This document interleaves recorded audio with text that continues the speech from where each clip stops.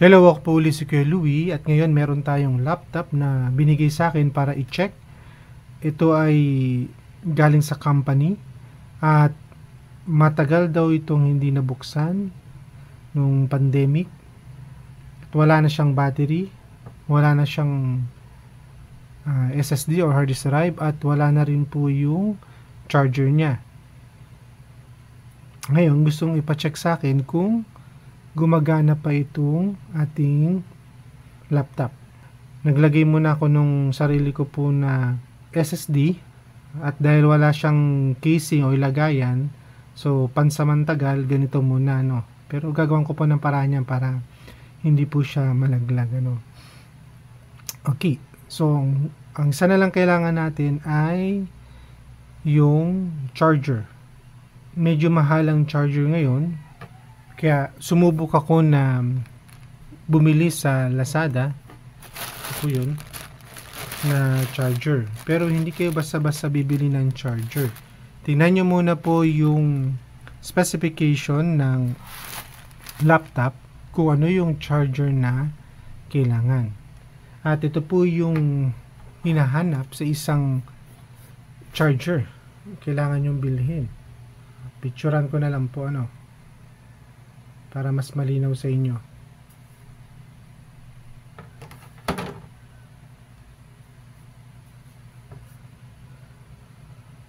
Okay, so dapat ganun-ganun yung ating charger. So ngayon, dahil dumating na yung in-order ko po na charger, di pagkakataon din na buksan to. At tingnan natin kung gagana po ito dito.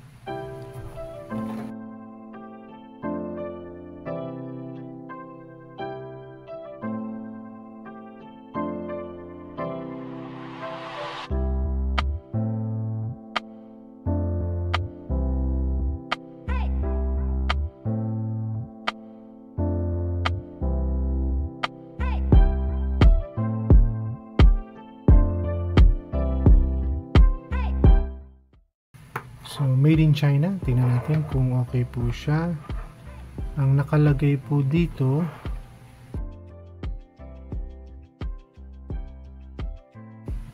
so 19.5 volts, 3.3 or 3.34 ampere.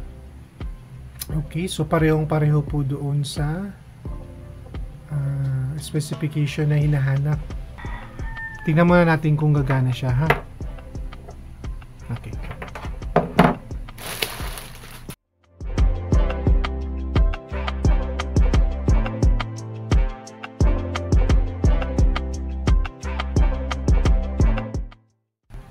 Okay, check natin.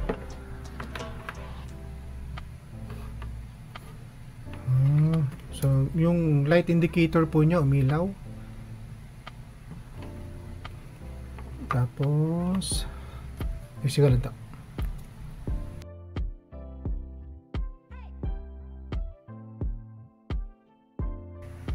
Okay, so ito pa rin po yung charger natin.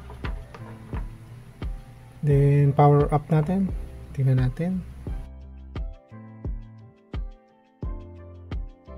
So kailangan pa palang i-reformat o lagyan ng OS yung SSD. Okay, nag-boot up po siya. May power po siya. So gumagana yung nabili ko po sa Lazada na product. Dito, tetest ko muna itong laptop na ito. I-reformat ko lang po, lalagyan lang ng OS yung SSD. 2,000 years later. Okay, so ito na po yung laptop po natin. Ito yung charger na nabili natin sa Lazada. Power up ulit natin.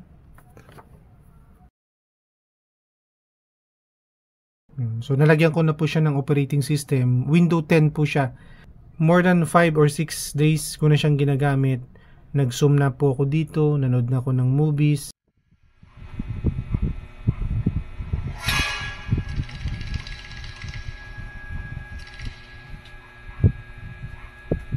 Ginamit ko na po siya sa mga office work ko po at wala naman po ako nakitang abnormality sa ating power supply or dun sa ating mismong laptop.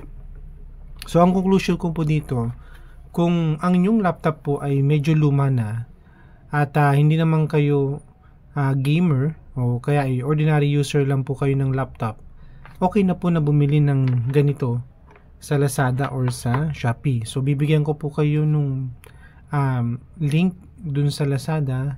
Pero kung kayo po ay professional video editor, kayo po ay professional gamer, at medyo bago-bago pa po yung laptop ninyo, I strongly suggest na wag po kayo bumili sa Lazada or sa Shopee. Mas maganda bumili kayo sa mga shop po ng charger. Halimbawa, kung sa ang laptop ng Lenovo, punta kayo sa Lenovo na shop.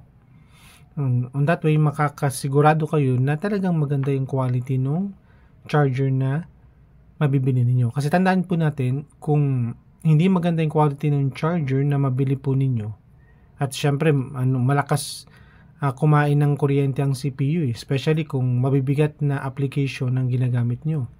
So maaaring masunog o masira yung motherboard.